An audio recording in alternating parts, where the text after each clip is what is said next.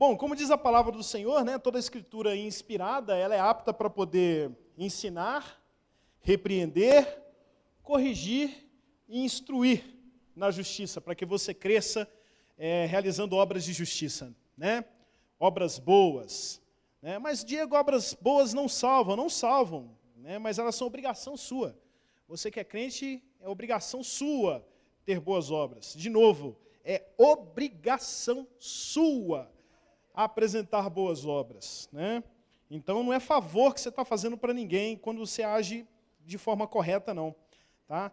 E eu peço a Deus que sempre continue enchendo nossos pastores da graça e do conhecimento do Senhor, porque eu tenho certeza que essa atividade de agora ela quebrou diversas barreiras, né? Pode ter certeza disso. E emociona na hora que chega o irmão perto de você e você fala o seguinte: caramba, eu estou na lista de oração dele, eu não sabia. Deus te abençoe, viu, Léo? Léo saiu lá daqui da frente, foi lá atrás, deu um abraço, cara. Meu coração gelou e ele disse que o dedo disparou. Né? Então, que Deus encha a vida de cada um dos nossos pastores de graça, tá? Que os nossos pastores sejam sempre instrumento na mão de Deus para poder... Eu tenho certeza que o coração de vocês também disparou aí. Fala assim, o pastor está orando por mim, rapaz. Pode ter certeza, isso faz diferença. Hã? Rapaz. Né? Então, que o Senhor continue enchendo a nossa igreja, né, a nossa congregação, da graça do Senhor. Amém? Bom, abra sua Bíblia. Hoje eu vou fazer uma pequena pausa, desde maio, que eu acho que eu venho falando de Mateus 24, e não acabei. Né? E eu tenho certeza que as mamães já estão ficando incomodadas. Já teve criança que até nasceu, de tanto eu falar de dores de parto, etc. e tal. Né? Teve criança que nasceu nesse período já. E eu botando terror, o parto, a dor do parto, não sou eu, é a passagem bíblica. Né? E antes de terminar a exposição de Mateus 24, eu preciso de um outro conceito, e por isso hoje eu vou te pedir para abrir em Eclesiastes. Eclesiastes no capítulo 12.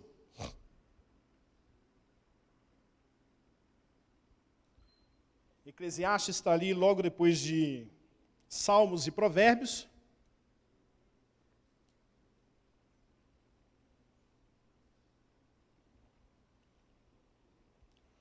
Nós vamos ler dos versículos 1 a 7. Aí no começo eu falei aqui que toda a escritura é apta para ensinar, para corrigir, né, para poder te ensinar a ter boas obras. Então se eu tomar aquela pegada de professor de escola dominical, aí você não leva mal não, porque fazer o quê? Eu sou professor de escola dominical, então... tá? Então se aparecer muita coisinha, muita enumeração, muito sistemazinho, né? Sabe você que eu faço muito esforço para poder tentar parar um pouco com isso, mas acaba que vaza. Eu queria trazer informação extra para você. Mal de professor. Tá? Bom, com esse texto então, vamos abrir Eclesiastes, vamos ler, né, Eclesiastes 12, do versículo 1 ao 7. Estou com a nova versão internacional, caso pareça que a sua leitura está diferente aí, tá? Lembre-se do seu Criador nos dias da sua juventude, antes que venham os dias difíceis e se aproximem os anos em que você dirá, não tenho satisfação neles. Antes que se escureçam o sol e a luz, a lua e as estrelas, e as nuvens voltem depois da chuva. Quando os guardas da casa tremerem e os homens fortes caminharem encurvados. Quando pararem os moedores por serem poucos e aqueles que olham pela janela enxergarem embaçado. Quando as portas da rua forem fechadas e diminuir o som da moagem. Quando o barulho das aves o fizer despertar, mas o som de todas as canções parecer fraco para você. Quando você tiver medo de altura e dos perigos das ruas, quando florir a amendoeira, o gafanhoto for um peso e o desejo já não se despertar. Então o homem se vai para o seu lar eterno e os pranteadores já vagueiam pelas ruas. Sim, lembre-se dele antes que se rompa o cordão de prata ou que quebre a taça de ouro, antes que o cântaro se despedace junto à fonte, a roda se quebre junto ao poço, o pó volte à terra de onde veio e o espírito volte a Deus que o deu. Amém? Feche os olhos. Senhor, continuamos na tua presença e pedimos ao Senhor que pela tua misericórdia, a tua palavra possa nos instruir nessa noite, possa nos ensinar, possa nos corrigir, para que nós venhamos produzir boas obras diante do Senhor. Boas obras que indiquem que nós temos gerado fruto de quem já se arrependeu dos pecados que cometeu. Pedimos ao Senhor, então, que o Senhor nos instrua e que a Tua palavra não volte vazia ao Senhor, sem produzir os frutos que deve no nosso meio. Assim, Deus, nós te clamamos e te agradecemos em nome de Jesus. Graças a Deus. Bom, eu vou dar uma passada de novo na leitura desse texto aqui, porque é dito que esse texto, que o livro de Eclesiastes é escrito por Salomão, né? Embora você não veja em nenhum momento o autor do livro se identificar. Então, a gente fala que muito provavelmente é Salomão. Assim como Hebreus, e já tem diminuído já essa certeza, né? É dito que Hebreus é escrito por Paulo. Mas o Paulo sempre escreve e diz o seguinte: eu, Paulo, servo de Cristo, eu, Paulo, né? Mas ele não fala, em Hebreus ele não fala quem é que está escrevendo, então não dá para ter certeza, parece que é ele. Eclesiastes parece que é Salomão, não dá para ter certeza, parece que é ele. Tá? E se você já leu Eclesiastes, eu te sugiro que leia, você observa que ele é um livro um pouco pessimista. O jeito como o escritor escreve Eclesiastes, né, parece que o camarada já está assim meio desanimado, sabe? Parece que ele já viu de tudo, e aí agora ele tá contando da sabedoria dele, e a conclusão é bacana, porque é o seguinte: tudo na vida é vaidade, tudo que você faz, né, você quer crescer na vida, você quer ser uma pessoa importante, você quer isso, você quer aquilo, você faz planos e planos, tudo é vaidade, né? Tá, todos esses planos são necessários, mas a gente corre, e essa é a conclusão do livro, né, a prévia da conclusão, né, que a conclusão é outra. No fim das contas, vai todo mundo, em termos materiais, vai todo mundo para o mesmo lugar. E aí? O que acontece a partir de agora? E Eclesiastes 12, ele tem até um formato meio que poético, porque você consegue fazer comparação dessas coisas que ele falou, e aparentemente pode até ser mesmo, porque faz muito sentido. Parece que ele está falando do corpo humano, ele está falando da pessoa, né? Ele fala: olha, lembra do seu Criador nos dias em que você ainda é jovem, enquanto tem tempo, enquanto tem vigor, né? Não que os velhos não sejam vigorosos, mas você que já entrou na velhice, você sabe que a sua disposição já não é mais a mesma de antes, né?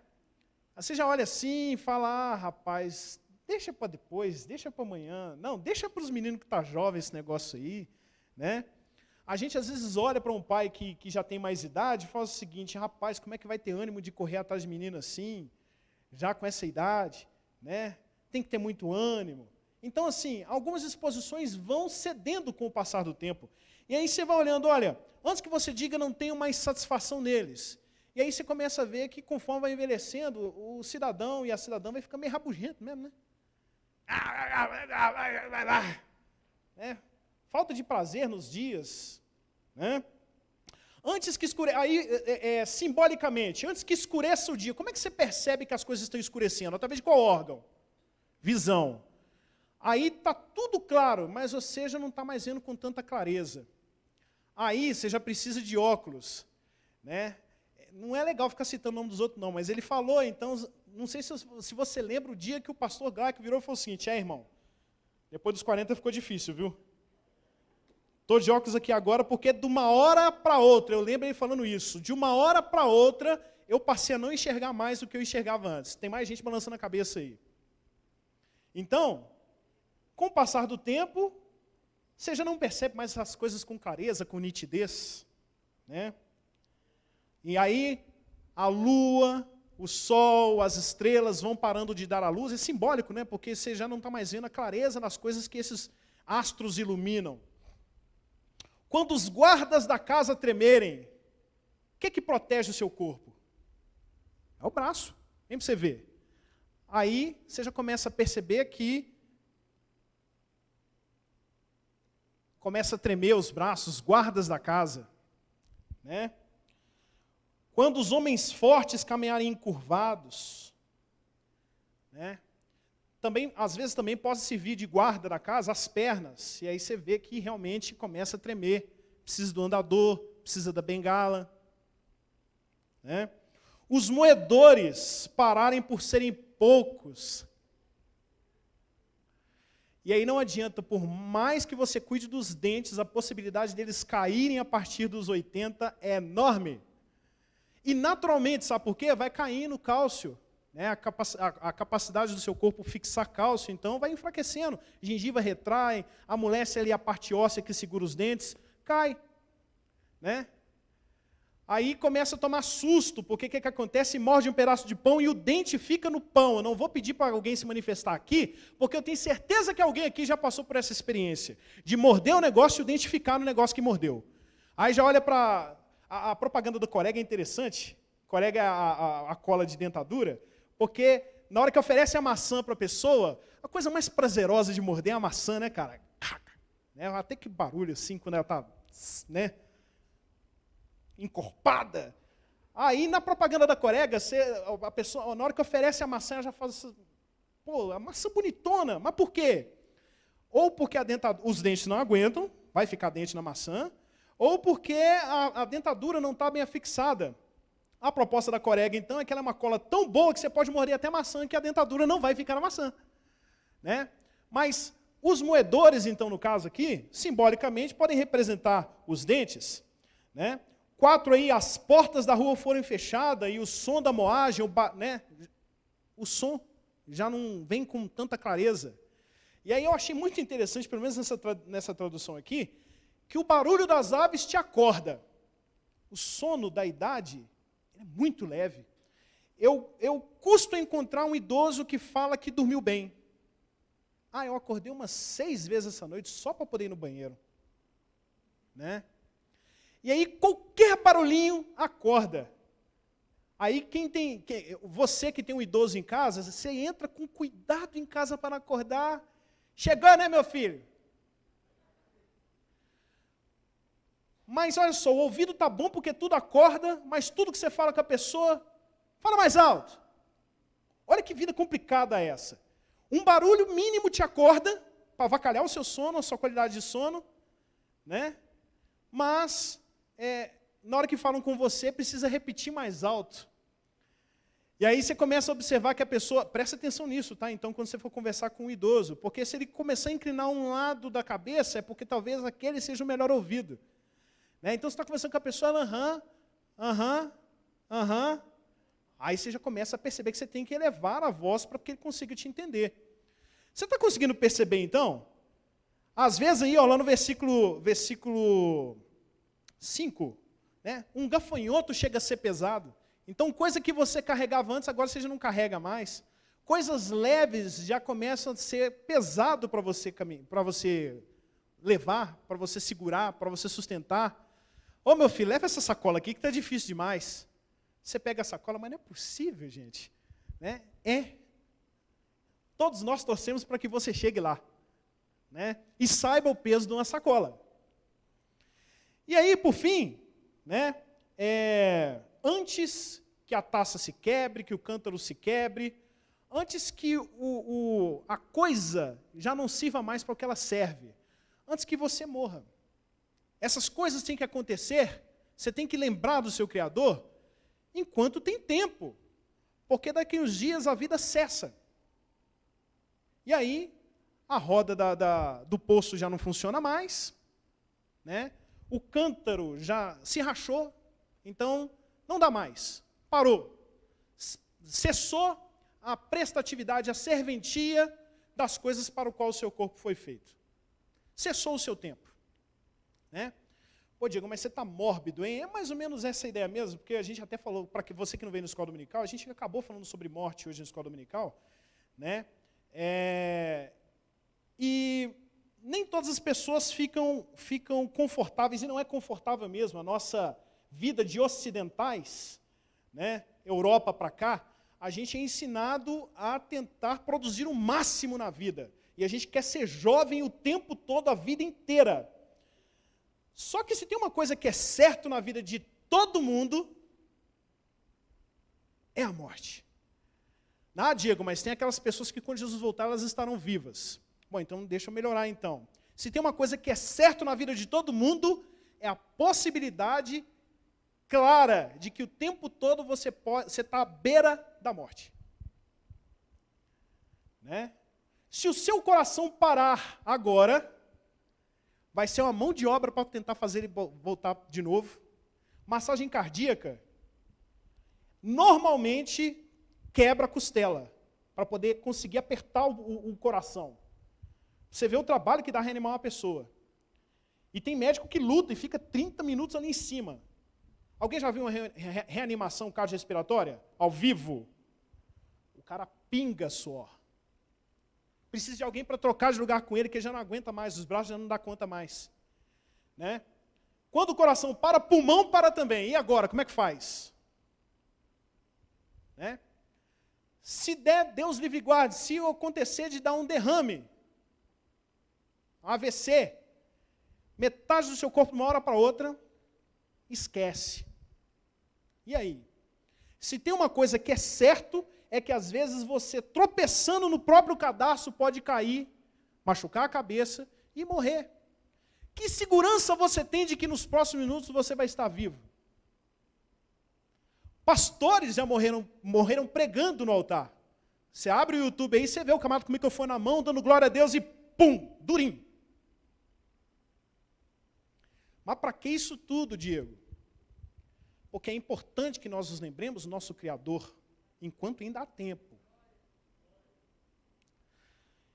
E aí, meus amados, então, isso me faz até lembrar aqui, só para poder figurar aqui para você, né? Aí a idade vai chegando, já começa a lembrar das coisas e começa a querer sacanear os mais novos, né? Então é o seguinte, quem tem... Não, passa até hoje na TV, né? Então, quem tem aí em torno dos 30 anos, falei isso muito na escola dominical hoje, talvez se lembre aí de Todo Mundo Odeia o Chris, seriado passa na TV até agora, né? O Július é o pai de família, que ele é um camarada mão de vaca, né? A mulher dele se gaba dele trabalhar em 2 empregos. Só que é um cara tão mão de vaca que ele chegou a tirar foto da parte da geladeira aberta, porque a gente tem o costume de fazer o quê? Não sabe o que quer na geladeira, abre a geladeira então e fica lá. Aí ele, você acabou de me fazer gastar 75 centavos. Né? Não, mas é porque eu não sei onde é que está. Vamos resolver isso aqui agora. Tirou a foto, colou na porta da parede. Agora você sabe onde é que está. Abre a porta, pega e tira e fecha. Aí a esposa dele quer que ele compre uma TV nova. Né? Leva ele na loja, mas amor, o vendedor tenta empurrar a televisão, tal, fala o seguinte, mas eu te dou um desconto. E ele pega e fala o quê? Se eu não comprar, o desconto é maior. Só que em um dos seriados, num dos episódios, acontece um negócio interessante, que é o seguinte, o Július, o vizinho dele, o senhor Omar, ele é dono de uma funerária. E aí, alguém já assistiu o episódio aí, né, vai lembrar aí, o senhor Omar então pega e fala o seguinte, trágico, perdi o meu funcionário, estou precisando de alguém que trabalhe com isso. Né? Eu pego o serviço? Né? O que eu preciso fazer? É só ir lá e buscar os corpos? Não, mamão com açúcar. Né? Só que o que acontece? A convivência prolongada do Julius com pessoas mortas, a proximidade dele com a morte, começou a fazer ele enxergar a vida de outra forma. Ele começou a chegar à conclusão, então, de que a vida era curta demais para ele ser tão pão duro. Então, ele começou a trazer presente caro para os meninos, começou a trazer presente para a esposa, todo mundo estranhou, né? Começou a mandar a esposa ir no cabeleireiro, vai lá, né? Mexe com o cabelo. Todo mundo olha assim, o que é isso? O que está acontecendo? E aí a esposa saca que tem um negócio que já não está mais tão certo assim, que ele começa a parar de pagar as contas da casa, porque a vida pode acabar a qualquer momento. Não é para sair de um extremo e ir no outro. Até que ela convence o Julius a deixar esse emprego, porque senão a família ia falir. E embora você não saiba se você estará vivo no próximo minuto, você também não sabe se você vai morrer no próximo minuto. E aí, tem que ter um plano para depois. E se a sua vida durar mais do que 1 minuto daqui a pouco? O que você faz? Tem gente que fala, né? Tem até uma piadinha que é o seguinte, eu já tenho dinheiro para poder ficar sem trabalhar a minha vida toda, se eu morrer amanhã de manhã. Ou seja, não tem quase nada de dinheiro, né? Pois bem, o que o seriado trouxe de interessante é que é o seguinte, viver a vida lembrando que existe morte, te faz pesar diferente a importância das coisas. A prioridade das coisas muda quando você sabe que você está sujeito à morte. E nós, ocidentais, não contamos com a morte. Normalmente, a gente para pensar na morte na hora que a gente vai em velório. Aí você pega, chega na... Primeiro que a gente não gosta, boa parte de nós sofre para poder ir no velório, né? E você vai no velório, às vezes, para poder demonstrar solidariedade com o restante da família, porque estar diante da morte é ultrajante para você. Você fala, não é possível, cara, que eu vou lá para ver morto. Não é, não é. Mas, estranhamente, salvo engano, é Provérbios que fala que, às vezes, é melhor a casa onde há luto, onde há festa. Sabe por quê? Na casa onde há luto, as pessoas param e repensam como é que elas estão levando a vida. Porque o próximo a estar naquela urna pode ser eu. E, no mínimo, a gente tem que ter um plano para isso. E se eu morrer, o que vai acontecer? Como é que é daí para frente? Né?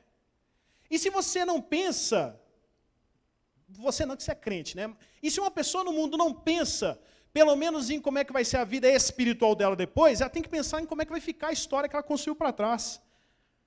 Como é que vai ser o caso daquela mãe que tem um filho traficante e ele morre? Como é que vai ser a fama da família na rua?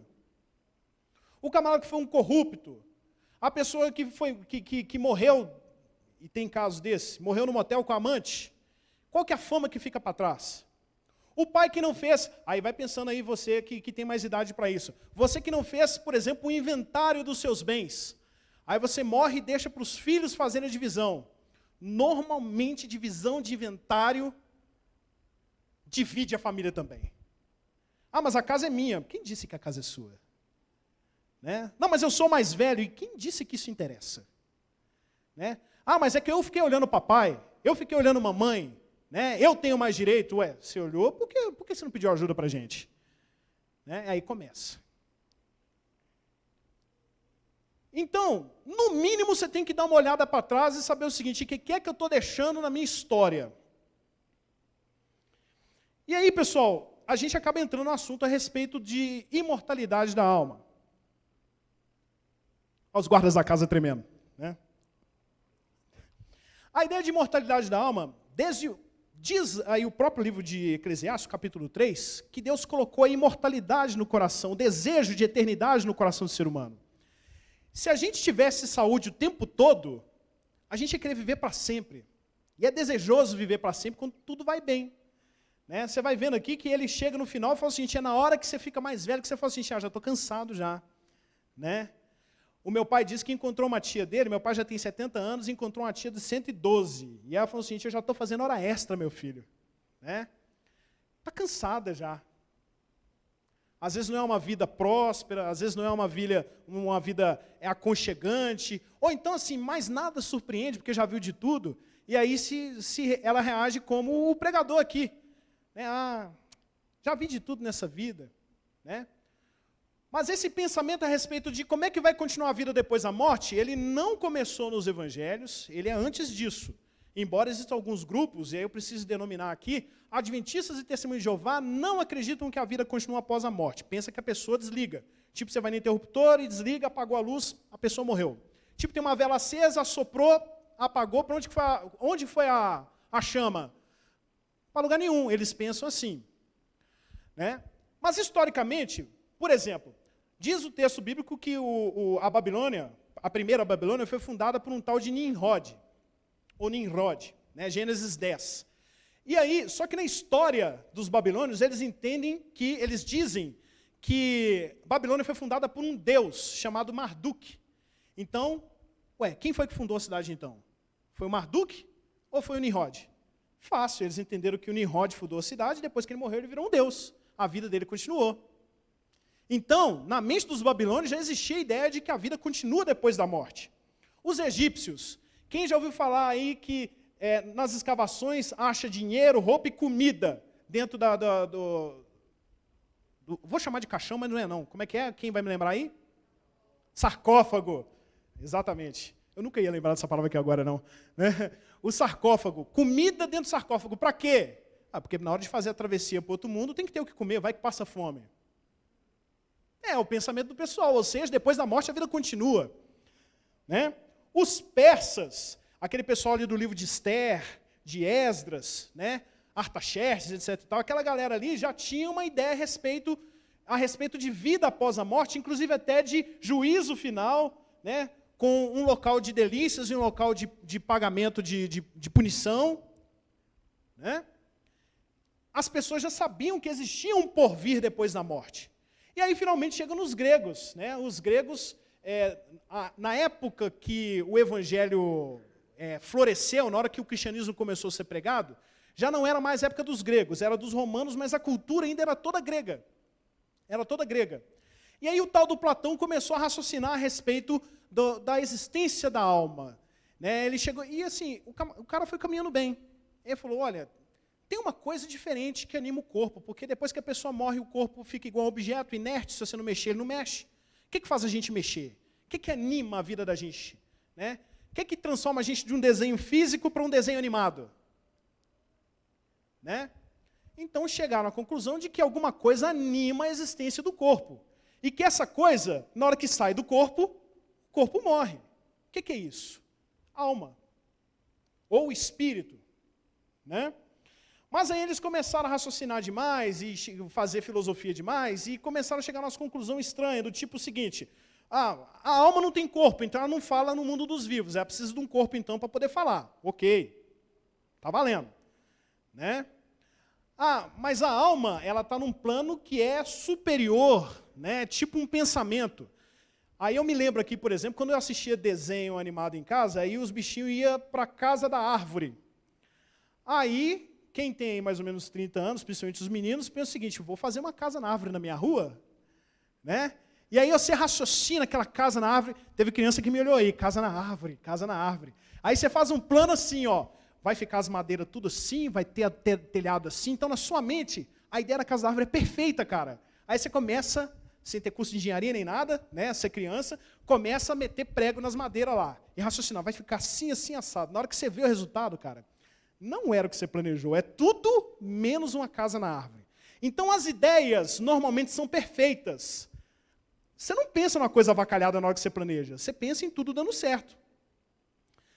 E eu te digo isso, que, por exemplo, fui conversar com a minha esposa ao longo dessa semana, eu pensei, vai sair assim, assim, assado. Quem disse, cara? Quem disse, Berenice? É marca de loja, né? Quem disse? Não sai como você planeja. Então, no mundo das ideias, o negócio é perfeito. Né? Na realidade, aí a porca torce o rabo. Aí, então, Platão pensou, no mundo das ideias vivem os espíritos, então o espírito é perfeito. Né? O corpo é que é imperfeito. Se o espírito é imperfeito e o corpo é perfeito, na hora que o espírito entra no corpo, então o corpo começa a avacalhar o espírito. Começa a degenerar o espírito. Então, bom é viver no mundo dos espíritos e não no mundo material. Aí já começa a degringolar o negócio. Porque já começa a dar a ideia de que é melhor a gente sumir desse mundo do que viver a vida aqui. E aí tem duas formas. Ou você se priva de todos os prazeres do mundo, para você sofrer e morrer mais rápido, ou você se esbalda nos prazeres desse mundo, a ponto de você exigir tanto do seu corpo que você não viva tanto, e morre rápido, e aí o seu espírito é liberto, e você vai para o mundo dos espíritos, que é o mundo mais perfeito. E aí você já começa a fazer sentido para você, então, quando Paulo começa a pregar o evangelho, no meio dos gregos, né? E aí ele começa a falar, não, porque é assim a vida, né? Tem pecado, e Deus quer tirar a gente do pecado, existe um Deus que é acima de todos, vocês, atenienses, vocês têm vários deuses, mas eu vim falar do Deus desconhecido e tal, e o pessoal para ouvir, porque gostam de filosofia, os gregos gostam de filosofia, e vai escutando ele falar, só que aí o Paulo pega e toca no assunto que eles falam, não, disso aí a gente escuta esse outro dia. Qual que era o assunto? Ressurreição. E um dia, esse que morreu, ressuscitou e vai ressuscitar todos para um dia de juízo final. Aí os gregos, não, até agora estava indo tudo certo, mas tem a ideia de que um espírito perfeito vai voltar para um corpo de onde ele estava preso e agora vai ficar preso de novo de vontade própria? Não, disso aí você comenta outro dia. Os gregos, então, nunca gostaram dessa ideia de voltar à vida num corpo físico. Mas aí ficou aquele problema. E agora, como é que a gente faz? Porque se Deus é bom, ou se o universo é bom, as pessoas que fazem o mal pagam por isso. E se a pessoa não volta mais à vida, como é que ela vai pagar pelos males que ela fez, ou como ela vai ser recompensada pelas coisas boas que ela fez? É fácil, reencarna. Reencarna. Né? O problema da reencarnação é que é o seguinte, primeiro que a Bíblia não é muito clara em ensinar isso. Não dá para defender isso. Segundo, que é um sistema de mérito e ele anula Jesus. Porque se fazendo coisas boas, você vai se aperfeiçoando ao longo das vidas até chegar lá, onde você não precisa mais encarnar porque ficou perfeito, por que Jesus morreu? Não precisava de Jesus ter morrido. Aí qual que é o ensino então? Jesus morreu como um bom exemplo. Mas não é o suficiente. Inclusive não é suficiente Jesus só ter morrido. Diz 1 Coríntios 15, né? Abre comigo aí, 1 Coríntios 15.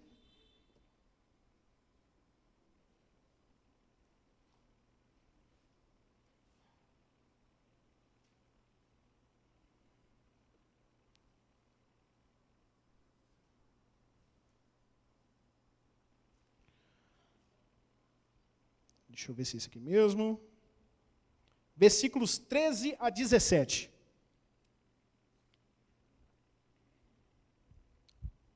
Isso aqui é Paulo discutindo com o pessoal se tinha ou não ressurreição, porque a igreja de Corinto ficava num local com grande influência grega.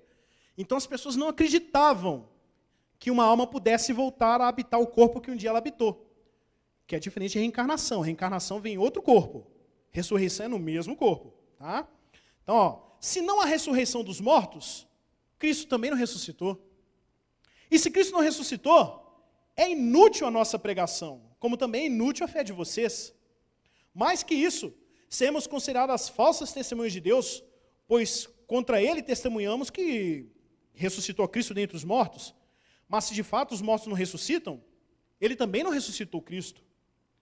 Pois se os mortos não ressuscitam, nem mesmo Cristo ressuscitou. E se Cristo não ressuscitou, inútil é a fé que vocês têm, e vocês ainda estão nos seus pecados.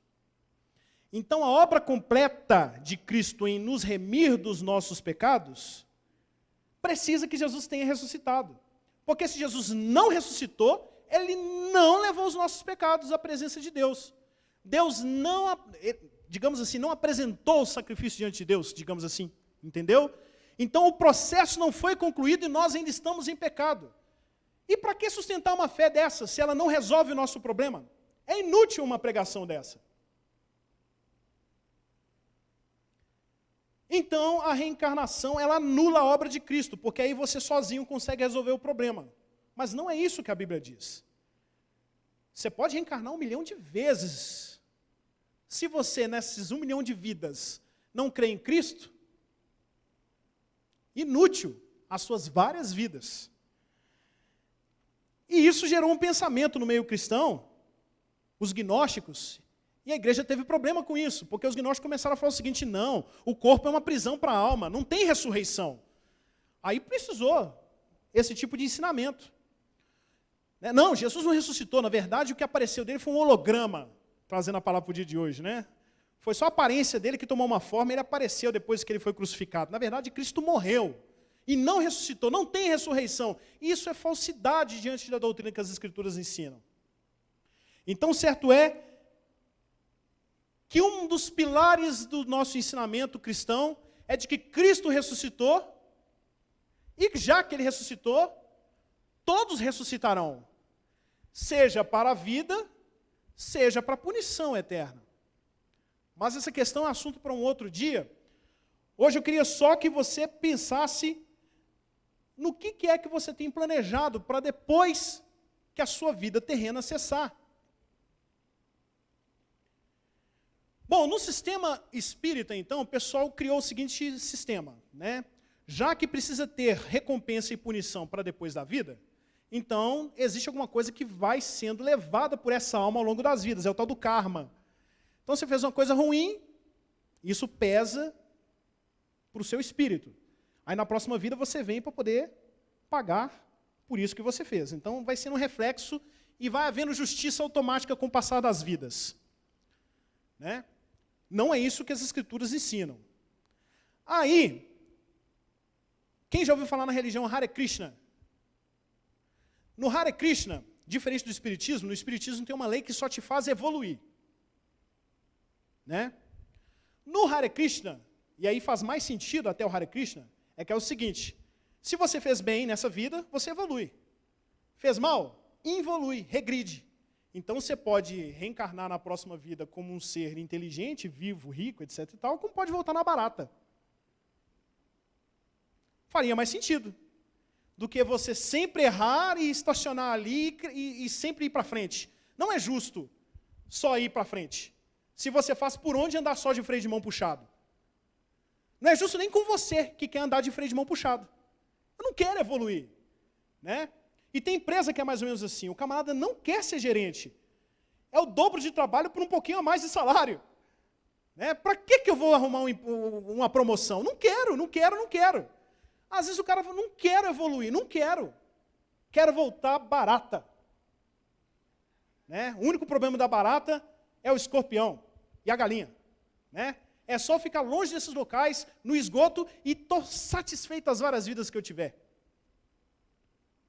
Mas não é isso que a Bíblia explica. Não é isso que ela ensina. Né? E aí, então, a solução para isso, e aí eu chamo a atenção para o que você vem assistindo na televisão e de que forma você vem crendo. Já tratei disso aqui na Escola Dominical. E eu achei importante falar desse assunto porque na época da Escola Dominical eu percebi que existe um certo, pelo menos do nosso ponto de vista, desvio doutrinário nessa área. Bom, já que precisa haver recompensa e punição no pós-vida, então a alma precisa receber a recompensa dela depois. A Bíblia já ensina que a ressurreição é o estado final. No final das contas, no dia do juízo final, todo mundo vai ter ressuscitado. É todo mundo no seu corpinho diante do juízo de toda a terra. Todo mundo no seu corpinho. Né? Aí começa a ter os embates, porque beleza, aqueles que forem absolvidos vão entrar na vida eterna. Aqueles que não forem absolvidos, qual vai ser a sentença? Aí tem gente que não aceita a ideia do inferno, porque seria mal demais da parte de Deus permitir que uma pessoa, você já escutou esse argumento, uma pessoa que fez mal por apenas 70 anos na vida, pagar eternamente. Tem muita coisa envolvida nisso para achar que 70 anos de pecado, principalmente tendo ultrajado o mais santo dos seres existentes no universo, vale uma punição temporária. É muito mais do que você imagina. Né? Matar um outro ser humano é uma coisa.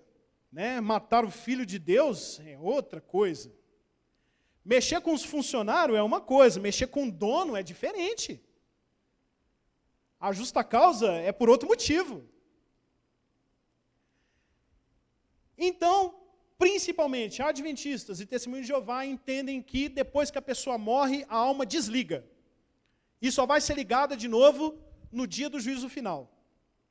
E ainda são benevolentes, porque o que acontece? Quando ligar no dia do juízo final, a punição para quem não for aprovado é só desligar de uma vez a tomada. Parou de existir. Aí eu te pergunto, né? Será que é estimulante? Não é a maneira como Deus quer que a gente o sirva. O medo não é a forma como Deus quer que nós o sirvamos. Mas o temor do que Deus pode utilizar no seu juízo é uma coisa que nos mantém na linha, sim. Senão você que é mãe não levantava chinelo para o menino. Faz de novo para você ver. E se você deixar o menino fazer, a próxima vez ele vai fazer de novo, porque sabe que você só levanta o chinelo e não dá a chinelada? Então, a punição tem o seu condão de ensinamento, tem o seu condão de instrução. E se não tem punição, por que eu vou me reter a regras chatas? A ideia dos testemunhos de Jeová e dos adventistas é até bacana no seguinte sentido.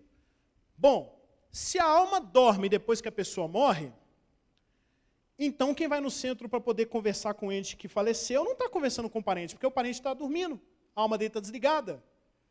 A ideia está conversando com o anjo. Será que o anjo se identificaria com uma pessoa que morreu? Está mentindo o anjo? Então é Deus. Será que o rei de todo o universo precisaria se identificar com uma pessoa, um ente querido seu que morreu para você acreditar? Não faz sentido. Sobra o quê para conversar com um vivo aqui vindo do mundo dos mortos? Sobra espírito maligno, para poder enganar. Então aí resolve um problema. E resolve um outro problema também, que é como é que explica para a sociedade que quem viveu mal vai para o inferno eterno? É uma pregação que afugenta as pessoas. E só os raízes, os Nutella não, só os raízes aguentam a pregação falando a respeito do inferno. Os Nutella, na hora que ouve, não. Meu Deus é diferente desse aí, é um Deus de amor. E ó, você está criando um Deus para você. É idolatria isso. O seu Deus não pune. Não, mas a justiça de Deus, ela é equilibrada, é só o suficiente para fazer a pessoa pagar pelo que ela cometeu. Qual que é a punição para uma pessoa que ultraja o Deus Todo-Poderoso? Que dinheiro que paga o ultraje ao Deus Todo-Poderoso? O que você tem de importante para poder equilibrar essas contas aí? Nada que você passe em termos de punição paga isso. Então, para que a justiça seja digna, que a justiça de Deus seja realmente justa, é preciso que a alma seja eterna. É preciso que a alma sobreviva à morte. É preciso que depois que a gente morra, a gente continue tendo consciência do que a gente fez enquanto estava em vida. E não ter a memória apagada para voltar numa outra vida. Não faz sentido. Mesmo dentro do espiritismo, veja só, se a sua mente é apagada a cada reencarnação, você está pagando e não sabe pelo quê. O que isso te ensina? Não te ensina. Não te ensina. Mas ainda assim, o que a gente sabe é que a Bíblia explica que o que mantém o corpo vivo realmente é a alma ou o espírito, uma parte espiritual, que quando ele sai do corpo, o corpo para de mexer. Está morto. E a gente tem passagens no Antigo Testamento que mostram isso, que dão uma ideia disso, porque isso vai ficar claro no Novo Testamento, não no Antigo. Por exemplo, Abraão morre, e a Bíblia fala que ele foi congregado ao seu povo. Não sei se você se lembra, o Abraão pegou e construiu comprou um terreno, né, onde tinha uma caverna, onde ele enterrou a esposa dele, Sara. E ele seria enterrado ali também. Né? Então, o que será ser congregado, ser ajuntado ao seu povo? Se os pais dele morreram lá na outra terra de onde ele veio, Ur dos caldeus, né? Ele não foi enterrado no mesmo túmulo dos pais dele. Provavelmente porque os parentes dele já estavam no mundo espiritual, ele foi juntado ao mundo espiritual junto com esses parentes dele. Você está conseguindo acompanhar o meu raciocínio? Eu espero que sim. Né? O que mais? A Raquel morre, né? E o texto fala, a Raquel é a esposa do Jacó, uma das esposas do Jacó, e aí ela morre no parto. E aí o texto fala lá, e ao sair-lhe a alma, porque morreu, Gênesis 35, 18. Ou seja, como é que chegam à conclusão que ela morreu? Porque o espírito dela saiu, a alma dela saiu do corpo. Então, o que mantém o corpo vivo é a presença de algo imaterial, um espírito que sobrevive à morte. Né? O que mais? Na hora que Jesus vai falar a respeito de que existe ressurreição, ele pega e vai falar o seguinte, olha, o Deus de Abraão, Isaac e Jacó não é Deus de mortos, ele é Deus de vivos. Mas cadê o Abraão, Isaac e Jacó? Estão aqui? Não estão. Mas eles continuam vivos. Como? A alma continua viva depois da morte. Meu irmão, pode às vezes estar parecendo chato para você, mas isso é um fundamento de doutrina que você precisa estar consciente. Porque senão os valores, as coisas para as quais você vai dar importância nesta vida, vão ser outros. Porque se não tem vida depois da morte, e o Paulo usou esse provérbio, né? Lá em 1 Coríntios 15, se os mortos não ressuscitam, vamos comer e vamos beber, porque amanhã a gente vai morrer.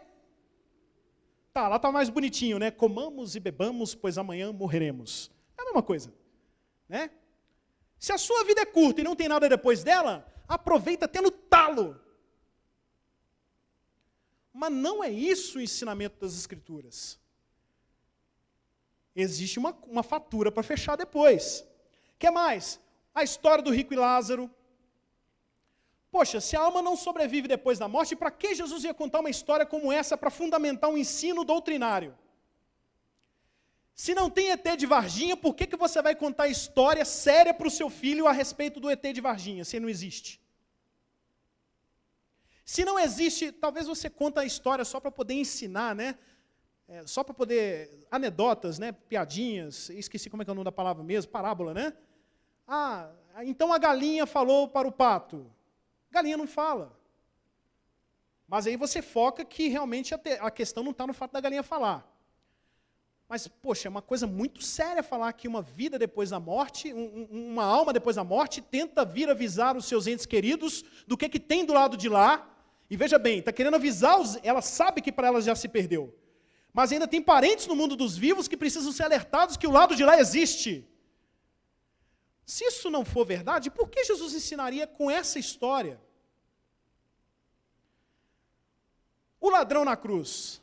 Ainda hoje você vai estar comigo no paraíso. Ainda hoje. E Jesus morreu no mesmo dia. Diz a passagem bíblica que a quebrada nas pernas era para que acelerasse a morte, porque Jesus foi crucificado na sexta e no sábado não podia executar a pena de morte. Né? Não se mata na pena de morte, você que está vendo a escola dominical, você já viu isso. Né? Então tem que matar rápido, porque senão então morreu Jesus na sexta e morreram os ladrões também no sábado. Um deles, Jesus falou, ainda hoje você vai estar comigo no paraíso. Então tem recompensa, tem algo depois que a gente morre. E a gente tem que zelar por isso, tem que saber como é que isso vai acontecer. O Paulo, ao instruir a igreja em Filipos, ele pega e fala o seguinte, irmãos, eu sei que se eu morrer agora eu vou estar com Cristo, isso é muito melhor, mas a igreja precisa que eu continue ensinando algumas coisas. Então, é o básico, né? Peço a Deus para me manter vivo por enquanto, para poder ajudar vocês no crescimento da fé. Mas presta atenção, ele falou o seguinte, que é muito melhor morrer e estar com Cristo, porque imediatamente depois que ele morrer, você estaria com Cristo. A alma sobrevive depois que o corpo morre. O escritor de Hebreus fala um outro negócio também muito interessante, até complicado de entender às vezes, que ele fala o seguinte, vocês que creram em Cristo, chegaram à Assembleia Universal, que é uma congregação. A congregação dos espíritos dos justos aperfeiçoados. Não, peraí, ficou complicado aí. Então, do lado de lá, já tem uma galera junta, cujo seu espírito foi aperfeiçoado, e nós que nos convertemos, já fazemos parte do mesmo grupo com eles. A igreja, ela é universal, no sentido de que ela abrange o universo inteiro, entendeu? O grupo que serve a Cristo está tanto no mundo dos vivos, quanto aqueles que já passaram para o lado de lá. E nós chegamos a esse grupo da qual eles já pertencem. Então, a vida continua depois que a gente morre. E isso é fundamento do ensinamento. E aí agora eu gostaria de que você lesse comigo 2 Coríntios 5. E eu já vou chegando no final, tá?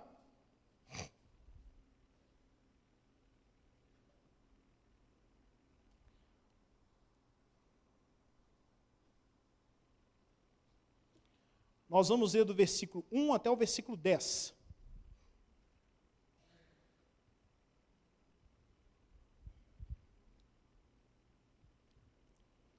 O Paulo também está falando aqui, parece que de uma maneira figurada, tá?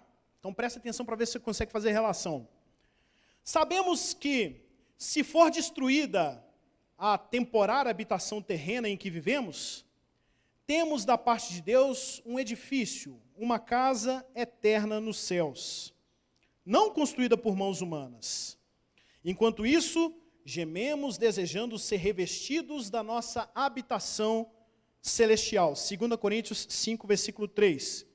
Porque estando nós vestidos, não seremos encontrados nus. Pois enquanto estamos nessa casa, gememos e nos angustiamos, porque não queremos ser despidos, mas revestidos da nossa habitação celestial, para que aquilo que é mortal seja absorvido pela vida. Vou fazer uma pausa aqui só para esclarecer. Ele está falando de corpo. A gente está vivendo nessa casa terrena, né? Mas a gente sabe que enquanto a gente estiver vivo aqui, a gente ainda não encontra com o Senhor lá, a não ser que seja no dia da ressurreição, no dia do juízo. Aí a gente ganha o corpo de uma vez por todas, não é mais alcançado pela morte e viveremos para sempre com o Senhor, é isso que diz Apocalipse. Mas enquanto estamos atravessando esse período aqui na terra, né, a gente está revestido de um corpo que não nos deixa nus, ou seja, não deixa a nossa alma descoberta, e a gente não quer ficar nu, a gente quer ser revestido de imortalidade, a gente quer que esse nosso corpo seja revestido de imortalidade. Aí isso aí é um outro ensino que é o seguinte: a sua vida também não termina com a sua alma desencarnada. Vamos usar esse termo, tá? Você volta para o corpo para viver de forma completa perante o seu Deus. Vamos continuar então, versículo 5. Foi Deus que nos preparou para esse propósito, dando-nos um Espírito como garantia que está por vir. Portanto, temos sempre confiança e sabemos que enquanto estamos no corpo, estamos longe do Senhor, porque vivemos por fé e não por vista. Temos, pois, confiança e preferimos estar ausente no corpo e habitar com o Senhor. Por isso, temos o propósito de lhe agradar, quer estejamos no corpo, quer o deixemos. Pois todos nós devemos comparecer perante o tribunal de Cristo, para que cada um receba de acordo com as obras que praticou por meio do corpo, quer sejam obras boas, quer sejam obras ruins. Então, a nossa ansiedade é de ser revestido do novo corpo, assim que a gente morrer, a gente vai encontrar com Cristo. Glória a Deus por isso. Mas não para por aí. Ressuscitaremos, estaremos com o Senhor face a face, tal como Jesus é, nós seremos. Imagina um corpo onde você não morre mais. E aí que vem aquela sensação: vem, Senhor. Vem, Senhor. Bom, meus amados, chegando ao fim dessa mensagem, então quero concluir com você o seguinte. Primeiro, se você está sendo atraído por essa ideia de que depois da morte não tem nada, abandona hoje essa ideia. Porque na pior das situações, é melhor você ter um plano para o lado de lá. Suponhamos que o mundo esteja certo e não tem nada do lado de lá. Ok, você perdeu as coisas da vida, eles ganharam as coisas da vida, que são coisas terrenas e temporárias. Suponhamos que tenha algo do lado de lá, como a Bíblia diz que tem. Eles ganharam as coisas da vida, você perdeu as coisas da vida. Você ganhou a vida eterna. O que sobrou para eles? Faça esse plano de contenção. Faça esse plano para o seu futuro. O que você está querendo para a sua vida depois que essa vida terminar? O que você está querendo para a sua existência depois que essa vida terminar? Né? Na pior das situações, se não tiver nada do lado de lá, vamos pensar como o pregador pensou então. Volta lá em Eclesiastes, por favor.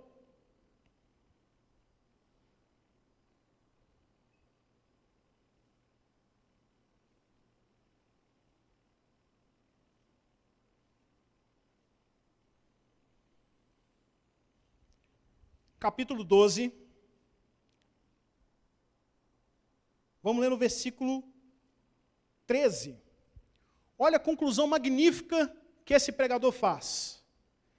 Ele não sabia, ele já não parece que na época não se contava com essa ideia de que a alma existia depois da morte. Essa foi uma teologia, um ensinamento que foi sendo progressivamente revelado por Deus. Tá? Mesmo não sabendo se existia vida após a morte, talvez ele soubesse, olha o que ele deixa. Agora que já se ouviu tudo, aqui está a conclusão. Conclusão do quê? De tudo que ele viveu, de tudo que ele escreveu no livro, tudo que ele está pensando, a conclusão do tema é essa.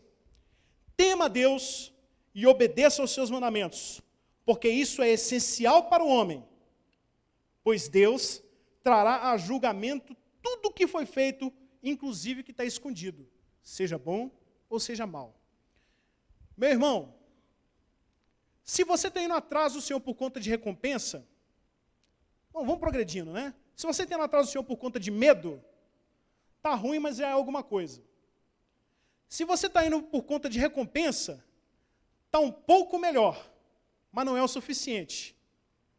Você vai provar que você ama a Deus mesmo, se você reconhecer que mesmo não merecendo nada, e mesmo que você não tenha recompensa nenhuma do lado de lá, para mim será o suficiente se eu agradar o meu Criador e cumprir os seus mandamentos. E aí, tem fé aí para isso? Tem fé para poder continuar agradando a Deus, mesmo se do lado de lá não tiver nada? Já te mostrei que tem. As Escrituras mostram que tem. Mas e se não tiver? Se você continuar insistindo que não tem, será que ainda sobra fé em você para agradar a Deus sem recompensa nenhuma? Lembra do Júlio, né? Talvez o desconto realmente seja maior se você não comprar nada. Mas, louco, e se te pedem a sua vida hoje? O que você tem vai ser para quem? Como é que vai ser a sua vida depois? Amém, meus irmãos? Foca, muda, ajusta o foco da sua vida na eternidade. Porque Deus tem coisa muito melhor preparada para aqueles que o temem. Amém? Fica de pé.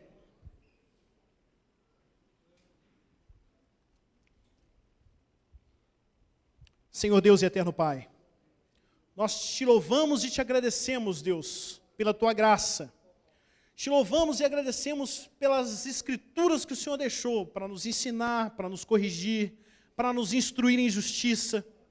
Te louvamos e te agradecemos, Deus, porque o Senhor, mesmo não precisando, resolveu nos prometer recompensa para aqueles que vivem de acordo com a tua palavra, que vivem de acordo com os teus mandamentos, que procuram te agradar, que procuram sustentar a fé no Senhor, mesmo às custas da própria vida. Deus, pedimos ao Senhor, dê-nos do amor genuíno, não o amor que vem do medo, porque também não seria o amor pleno, não do amor que vem do interesse das recompensas, porque também não seria o suficiente, mas o amor que é dedicado ao Senhor por aquilo que o Senhor é, e não por aquilo que o Senhor pode fazer. Que o Senhor ensine o nosso coração, Pai, que por mais que não houvesse nada do lado de lá, o Senhor é o nosso Criador, o Senhor é o originador de toda a vida, é o Senhor que mantém tudo isso aí funcionando, ó Pai. E nós te louvamos, quer haja tempos bons, quer haja tempos ruins, continuamos firmes na presença do Senhor e não abrimos mão do fato de crer que a nossa vida depende do Senhor e por isso nós a dedicamos a Ti. Deus, ajuda-nos, ó Pai. Senhor, ajuda-nos pelos méritos de Cristo a consagrar nossas vidas ao Senhor, a entregar ao Senhor os nossos sonhos, os nossos planos e ter um plano, Senhor amado, para o momento em que morrermos, estar contigo pela eternidade.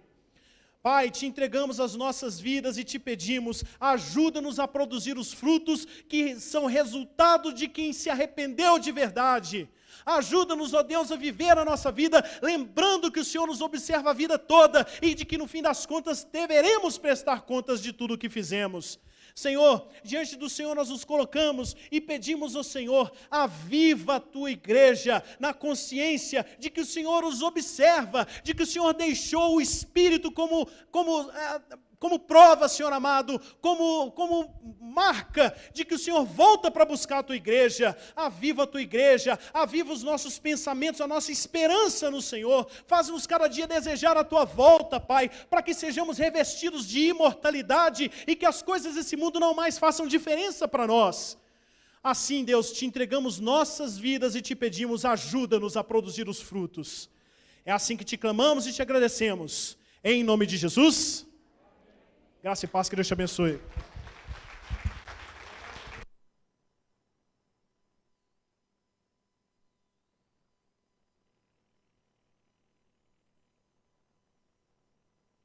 Glória a Deus. Meus amados, vamos terminar. Quero deixar um recado aqui para os homens da Igreja Batista Sermão.